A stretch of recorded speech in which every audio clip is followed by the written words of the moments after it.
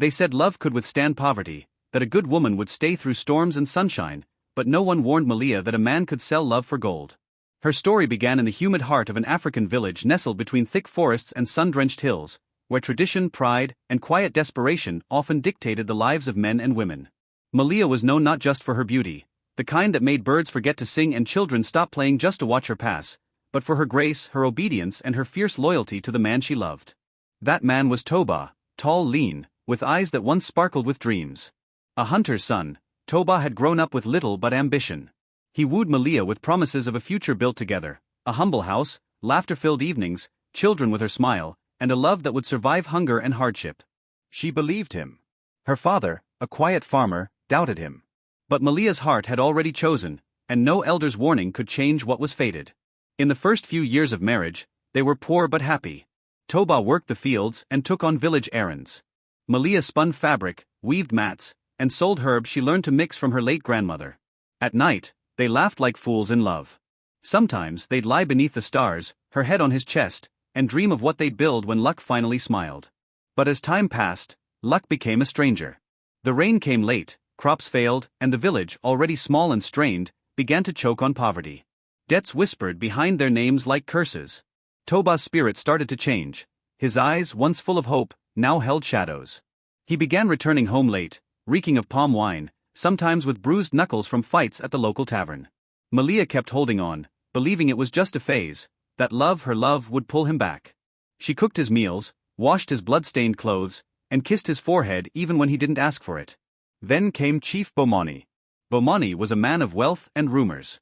Twice widowed, land-rich, and nearing 50, he walked through the village with a kind of arrogance only money can buy. Some said his wives died mysteriously. Others said they ran. But no one dared confront him. He funded the village well, gave offerings to the shrine, and fed the elders. When Bomani laid eyes on Malia at the village festival, dancing radiant, unaware of the eyes burning into her, he decided she would be his third wife. At first, it was whispers. Then an offer. Cows, lands, gold coins, and a promise to elevate Toba's status to village chief assistant. The elders were shocked.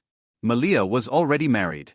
But Bomani smiled, sipped his palm wine, and said, "A man may lend his wife to poverty or sell her to prosperity. It's his pride that decides." That very night, Toba came home drunk, but this time not on wine, on the thought of gold. Malia saw something different in him, a hunger not for her body, but for the life Bomani promised. She laughed when he mentioned the offer, thinking it was a cruel joke. But when he stood still, silent, serious, the laughter died in her throat. "Toba, you wouldn't," she whispered, voice trembling. "Don't be selfish," he said coldly. "Do you want our children to beg for food? Do you want to be like your mother, who died in rags? Bomani will give us land. Status. You'll be his wife, yes, but you'll also be our ladder to a better life." Her tears meant nothing. The village murmured in shame when the news broke, but no one stood for her. In the eyes of tradition, the husband's word was law. The bride price was returned. Bomani's gifts were accepted. The elders gave their blessings through tight lips.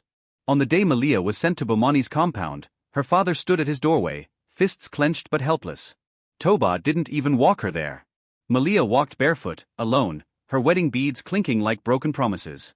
Bomani welcomed her with a grin, touched her chin, and said, "You'll learn to love me, like a flower learns the sun." She didn't answer. That night, she didn't cry. She stared at the wooden ceiling of Bomani's mansion and wondered how love could rot so fast. Days passed. Then weeks.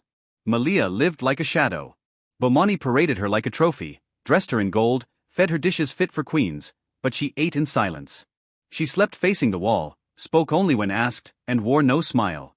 The women in the compound whispered that Bomani's new wife had been cursed by her past. But no one knew that her silence was armor. Her heart, once soft, was now steel. She was waiting. And then fate, wearing the face of rebellion, came knocking. His name was Duma, Bomani's youngest advisor, barely older than Malia, smart-mouthed and dangerous. Duma had been raised in the north, trained in war tactics, but returned to the village for mysterious reasons. He had seen many women like Malia, pretty, fragile, broken. But she wasn't broken. Not really. One night, while delivering scrolls to Bomani's room, he passed by the courtyard and saw her sitting under the moon, weaving something with her fingers. Their eyes met. Just for a second. But it was a second that tasted like thunder. She looked away first. He didn't. The next night, he returned. She was there again. No words were exchanged. On the third night, he dropped a flower near her feet and walked away. On the fifth, she said, "Your flower is dying." On the sixth, he replied, "But your silence isn't." By the seventh night, she was laughing. Malia never planned to fall in love again. Love had betrayed her. But Duma didn't love her with words.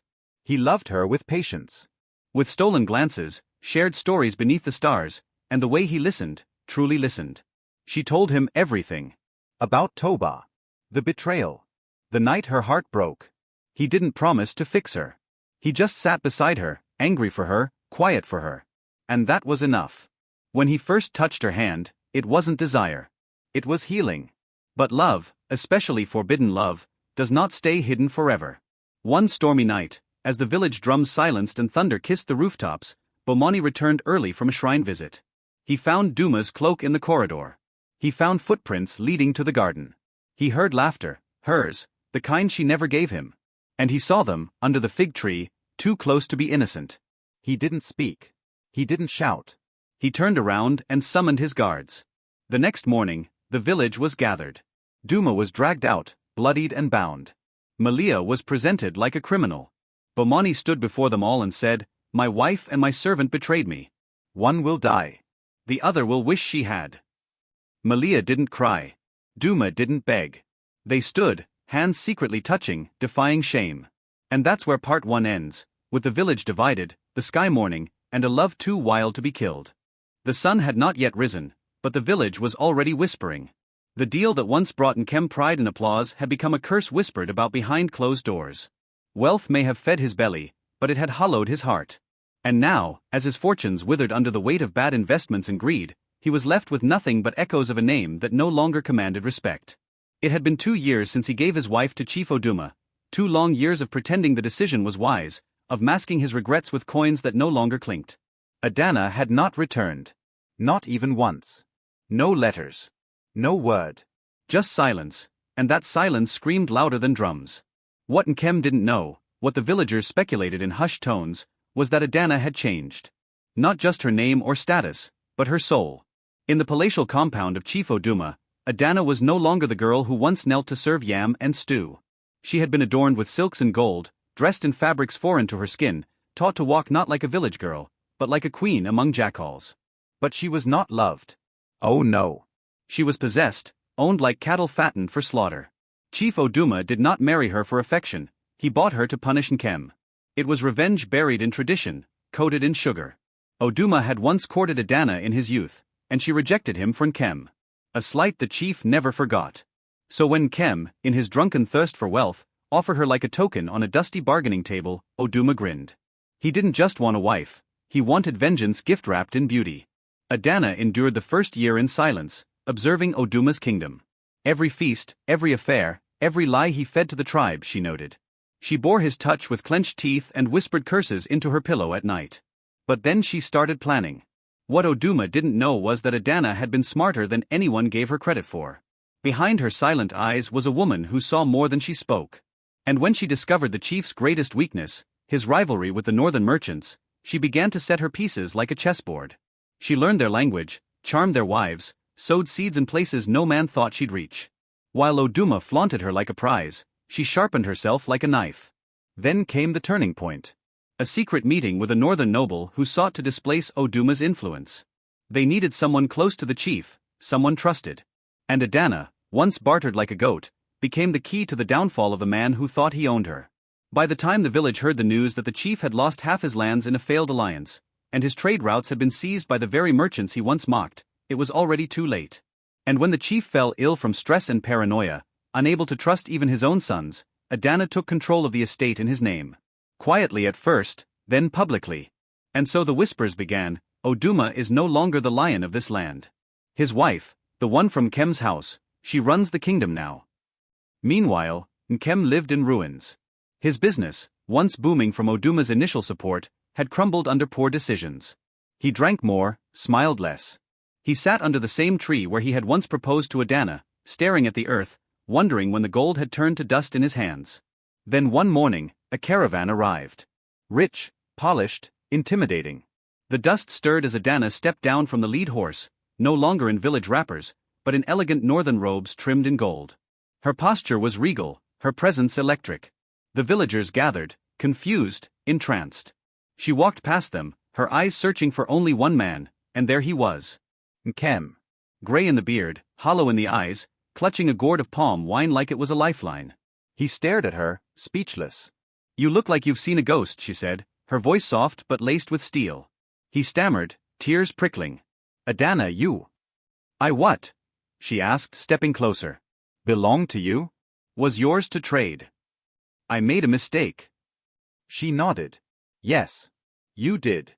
"And that mistake made me queen." The villagers gasped as she turned away, raising her hand to her guards. "I have no vengeance left. Only memory. Let this be yours." And with that she left, but the echo of her footsteps stayed. In time, they would call her the Lioness of the South. The woman who rose from betrayal to rule. And Kem would be remembered not as a merchant, but as the man who gave away a queen.